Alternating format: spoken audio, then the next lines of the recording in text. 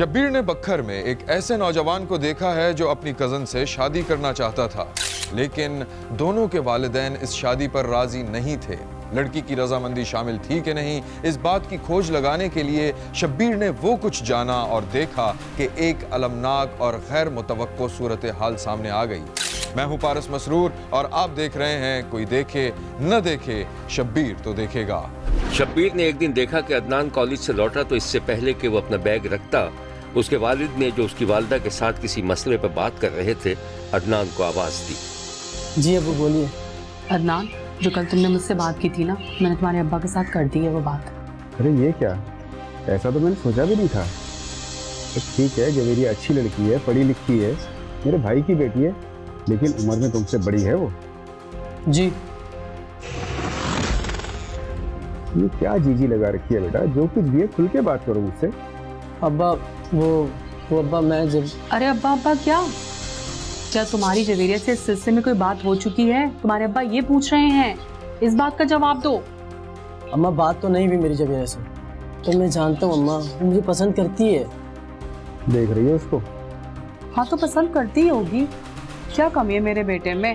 ना प्यारा तो है मेरा बेटा। देखो भाई, मैं बात कर तो लेता हूँ, लेकिन अगर मेरे भाई ने इनकार कर दिया ना तो बहुत शर्मिंदगी होगी मुझे। अरे कुछ नहीं होता, अगर हमारा बेटा ही चाहता है तो कोई बात नहीं, बात करने में हर्ज क्या है? आप बात करके तो देखिए। तो देखो अदनान, मैं बात कर तो लेता हूँ, लेकिन उसके बाद तुम्हें वहाँ आना जाना कम करना पड़ेगा फिर। हाँ तो अब्बा मैं वैसे वहाँ कौन सा आता जाता हूँ, बहुत कम तो जाता हूँ। हाँ हफ्ते में 1 आध बार चला जाया करूँगा। चल भाग यहाँ से, अपने अब्बा के सामने बात करते हुए ऐसी शर्म नहीं आती तुझे? अदनान के बाप ने अपने भाई से जवेरिया का रिश्ता मांगा तो उन्होंने उम्र का बहाना बनाकर मना कर दिया, जिस पर दोनों खानदानों में सर्द जंग का आगाज हो गया। अदनान का आना जाना भी बंद हो गया था। अब वो जवेरिया को फोन करके उसकी राय जानने की कोशिश कर रहा था। शब्बीर ने देखा कि जवेरिया की माँ अपनी बेटी के सर में तेल डालकर उसकी कंघी कर रही थी और पास ही जवेरिया का फोन पड़ा हुआ था, जिस पर अचानक किसी की कॉल आ गई थी।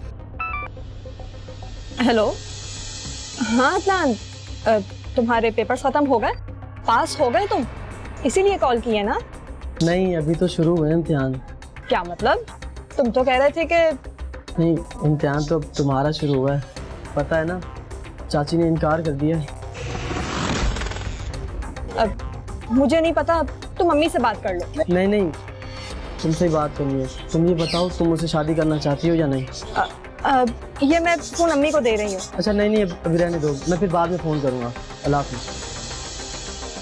काट दिया फोन, हवा निकल गई ना, बदतमीज कहीं का।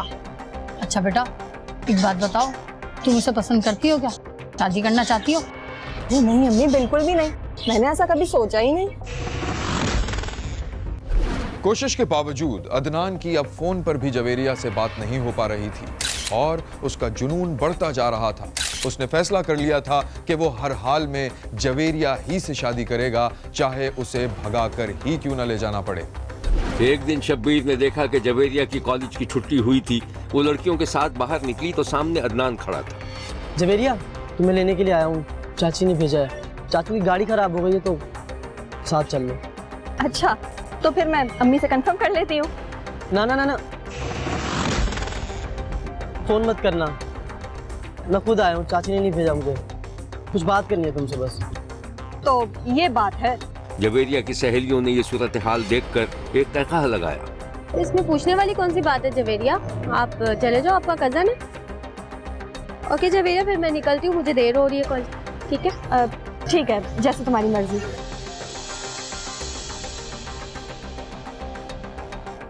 लड़कियां चली गईं तो जवेरिया और अदनान मोटरसाइकिल तक आकर रुक गए।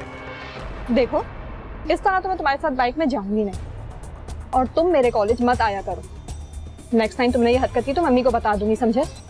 तुम्हें जो भी बात करनी है अम्मी से किया करो। खैर बताओ क्या बात है? अब क्या बोलूं, तुम कुछ सुन कर रही हो? देखो जल्दी बताओ, तमाशा मत बनाओ।